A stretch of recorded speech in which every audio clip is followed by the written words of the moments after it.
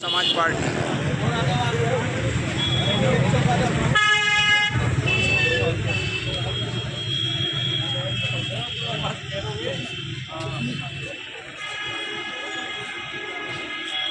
Bahujan Samaj party जिंदाबाद। Bahujan Samaj party जिंदाबाद। बहन कुमारी मायावती जी जिंदाबाद। बहन कुमारी मायावती जी जिंदाबाद। मान्यवर काशीराम साहब अमर रहे, मान्यवर काशीराम साहब अमर रहे।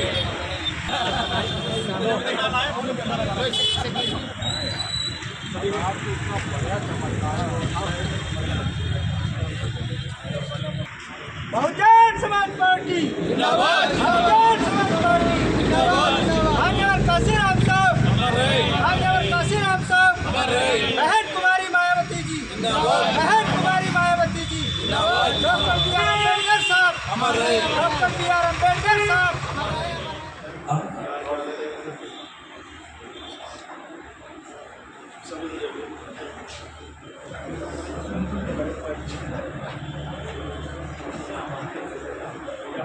4 नंबर 4 अध्यक्ष सारे सेक्टरों की समीक्षा अब 2 नंबर 4 निर्माण कर रहा है।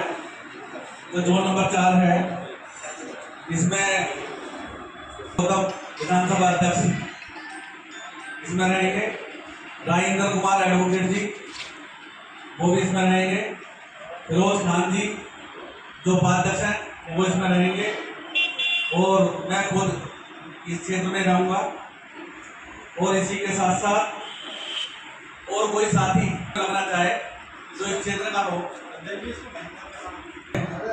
हमारे जिले के जिला पदाधिकारी जो सारे आए हैं, मैं विधानसभा अध्यक्ष से निवेदन करूंगा कि वो सभी को पटका पहनाकर हमारे बीच में जो जिला अध्यक्ष हैं दिलीप को जिला अध्यक्ष जिनको पटका पहनाकर सम्मानित करने का काम करें, पटका पहनाकर सम्मानित कर रहे हैं। नवीन जी ताली बजाकर अभिनंदन करें। डीएसपी की क्या पहचान?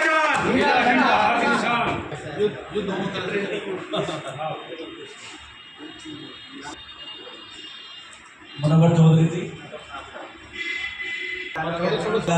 कोषाध्यक्ष बीच में पूर्व कोऑर्डिनेटर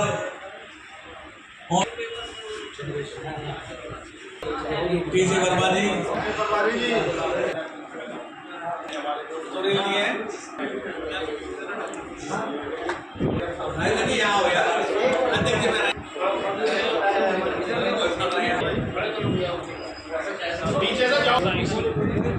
बीएसपी की क्या पहचान? बीएसपी की क्या पहचान? आ गए वे आ गए। बटन हमारा कहाँ दबेगा? बटन हमारा कहाँ दबेगा? परम आदरणीय बहन कुमारी मायावती जी जिंदाबाद। परम आदरणीय बहन कुमारी मायावती जी जिंदाबाद।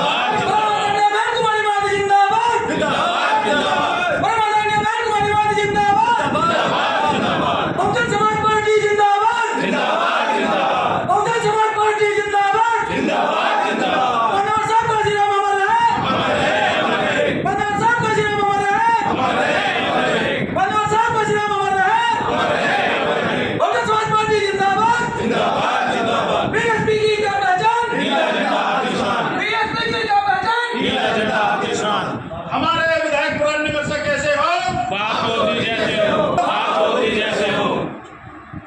हम लोगों को प्रबंधन से लड़ना है।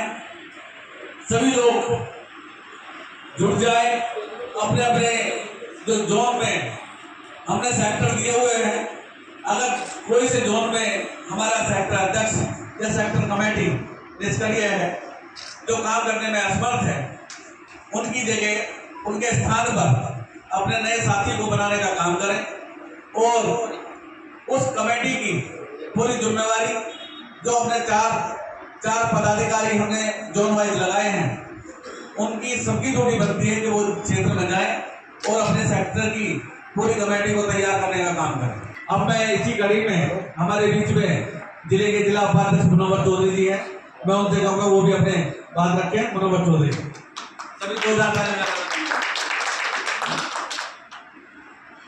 मैं सबसे पहले बहुजन समाज में जन्मे, इस देश को आइन देने वाले, बेजुबानों को जुबान देने वाले बाबा साहब डॉक्टर बी आर अम्बेडकर साहब के चरणों में खराज मोहब्बत पेश करते हुए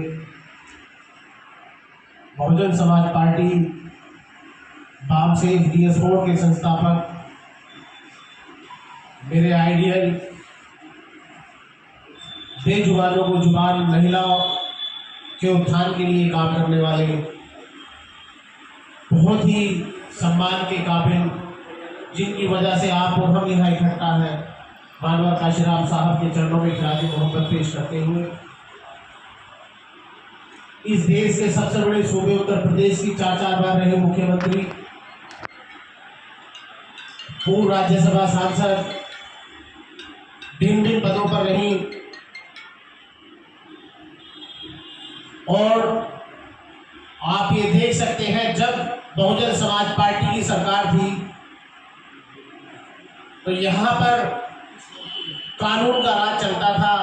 ऐसी देवी आदरणीय बहन कुमारी मायावती जी को अपना आदर्श का नेता मानते हुए और बहन जी की दीर्घायु की कामना करते हुए आज यहाँ उपस्थित पूर्व विधायक वहाब चौधरी जी के यहाँ मैं दुआ करूंगा कि आगे 27 में फिर यहाँ से विधायक वहाब चौधरी जी हो, क्योंकि आपकी और हमारी आवाज़ उठाने का काम इस वक्त भी कर रहे हैं, चाहे मुरादनगर में ही कर रहे हैं। और मेरे साथ बैठे इस जिले के बहुत ही होनहार जिलाध्यक्ष, जिनके साथ मेरा सौभाग्य है कि मैं दोबारा काम कर रहा हूँ, पहले भी जिलाध्यक्ष रहे हैं और आज जो है सुबह 11 बजे साहिबाबाद में मीटिंग ली, उसके बाद मोदी नगर में मीटिंग ली और अब यहाँ आए बुखार चढ़ा हुआ है। तो मैं दिल की गहराइयों से सभी साथियों से की तरफ से मैं आपका इस्तकबाल और ख्याल मकदम करता हूँ। दूसरे हमारे जिले के प्रभारी एडवोकेट साहब मुकेश गौतम जी, आपका बहुत बहुत स्वागत, इस्तकबाल। गंगाशरण बबलू जी मुरादनगर के प्रभारी, यहाँ हमारे मनोज भारती जी, मेरे बहुत दोस्त और पुराने साथी, पूर्व विधानसभा अध्यक्ष, मैं क्या बोलूँ, दिल की गहराइयों से आपका स्वागत, इस्तकबाल। यहाँ जितने हमारे वर्तमान के विधानसभा अध्यक्ष बहुत ही सुंदर काम कर रहे हैं और जितनी तारीफ की जाए कम है। हमारे मोदी नगर को देख रहे भाई आनंद चंद्रेश जी, या जितने साथी हमारे बैठे हैं सेक्टर के, मैं सभी को जानता हूँ। पीछे हमारे दीपक भाई बैठे हैं, मनोज भाई, सभी साथी यहाँ बैठे हैं। मैं आपसे एक ही बात कहना चाहूँगा, अब जो समय है वो हमारा समय करने का समय आ गया।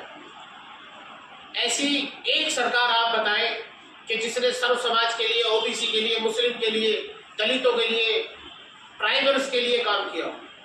आप एक सरकार बताएं, आपकी उम्र 40 के आसपास है, मेरी उम्र 40 के आसपास है, एक आदमी बताए तो उसमें बात जो निकल के आएगी केवल आदरणीय बहन कुमारी मायावती जी के शासन की आएगी। तो ऐसा रीजन क्या है कि अच्छा शासन हो। विपक्ष के भी लोग कहते हैं, विपक्ष में जाकर के मैं भी बात करता हूँ, कई बार बाहर हम जाते हैं, नहीं पहचानते लोग। जैसे मैं अभी शामली गया किसी काम के लिए, तहसील में मुझे काम था, वहाँ बात चली कि भाई यार इस समय यहाँ तो काम ही नहीं हो रहा, डेली जो है यहाँ हड़ताल में बैठ जाते हैं और वकीलों की कोई सुनवाई नहीं हो रही। हमने कहा ये तो अभी हो रहा है। बोले यार जो शासन बहन जी के समय में रहा ना वो वापस आ जाए तो बढ़िया। में यार वोट आप लोग देते नहीं हो भाई, आप लोग वोट दोगे जब भी तो शासन प्रशासन आएगा। बोले हाँ यार वोट तो भटक जाता है, लेकिन शासन की अगर बात की जाए तो बहन जी से बढ़िया शासन आज तक इस उत्तर प्रदेश में किसी ने नहीं दिया। तो ये हमारे लिए बड़े फख्र की बात है। फिर मैंने उनको बताया कि आप एक चीज बताएं कि ऐसा एक आदमी बताएं आप हमें कि जो इस शासन में काम हुआ हो और बहन जी के शासन में काम ना हुआ हो। बोले अब तो काम ही नहीं होता, अब तो काम ही नहीं होता। उस समय तो अधिकारी के पास अगर सेक्टर का अध्यक्ष भी चला जाता था, वो जाट समाज से व्यक्ति था और वो बहुजन समाज पार्टी का सेक्टर का अध्यक्ष था। वहीं एक जगह पड़ती है शामली में ही बनत, वो वहाँ के सेक्टर के अध्यक्ष थे जाट समाज से। बोले मैं सेक्टर का अध्यक्ष था और उस समय शामली जिला नहीं था, बागपत जिला था। हम यहाँ से लोग बागपत किसी काम को गए और हमारे वहाँ जाते ही वो हम वापस नहीं आए थे, उससे पहले हमारा वो काम हो गया था। तो मेरे साथियों, हमें बहन जी ने इतना कुछ हमें दिया है। आप शिक्षा की बात करो, आज के टाइम में हर घर का सपना होता है कि हम अपने बच्चों को शिक्षाविद बनाए, IAS बनाए, PCS बनाए। आज के टाइम में IAS की आप एजुकेशन करा सकते हैं कि हमारे बस की है? नहीं है। लेकिन बहन जी ने उसके लिए व्यवस्था की। गिरा बराबर में हापुड़ जिला है, आप देखिए जाकर के, वहाँ PCS और IPS और IAS के बच्चों को जो फ्री कोचिंग दी जाती है, लेकिन हम लोगों को मालूम नहीं है। आप देखिए ही नंदग्राम में हॉस्टल बना हुआ है गाजियाबाद के अंदर, जिस मेट्रो में हम और आप चल रहे हैं वो मेट्रो किसकी देना? प्रपोजल आदरणीय बहन जी ने 2009 में दे दिया था। हम कहते हैं, दूसरी पार्टी के लोग गुणगान करते हैं, हमारी पार्टी का गुणगान ही नहीं होता। हम लोग बता ही नहीं पाते कि हमारी पार्टी ने क्या किया। आजाद भारत के अंदर 1,12,624 भर्ती करने का काम आदरणीय बहन कुमारी मायावती जी ने किया, निष्पक्ष। आज ये सफाई की बात करते हैं कि स्वच्छ भारत हमने चला दिया। अरे आप बहन जी की नकल करते हो, स्वच्छ भारत नहीं चलाते हो, आदरणीय बहन जी की नकल करते हो। आप ये बात क्यों नहीं बताते हो? आदरणीय बहन जी ने 1,12,000 सफाई कर्मचारी भर करके नगर निगम या चेयरमैन, यहाँ तो अक्सर सफाई हो जाती है, लेकिन गाँव में आपने देखा कभी गाँव साफ हुआ करते थे? बहन जी ने कहा भाई हमें रोजगार देना है, आप बताइए। मुख्य सचिव को बुलाया उस समय के, बोले भाई आप हमें बताइए हम लोगों को कैसे रोजगार दे सकते हैं? कि बहन जी अम्बेडकर ग्राम के तहत हर गाँव में 2 सफाई कर्मचारी लगा दो, 1 लगा दो। 1,12,000 जो है सफाई कर्मचारी लगाने का काम किया और गांव को 2007 में स्वच्छ करने का काम किया था, गांव को पक्का करने का काम किया था। ये लोग अब क्यों नहीं बताते इन बातों को? पुलिस की भर्ती आप देखिए, अमेरिका की जो पूर्व प्रेसिडेंट थी उनके सचिव ने कहा था कि जो पुलिस की भर्ती 2011 में उत्तर प्रदेश में हुई थी वो आज तक कहीं नहीं हुई। 65,000 भर्ती पुलिस में करने का काम आदरणीय बहन जी ने किया।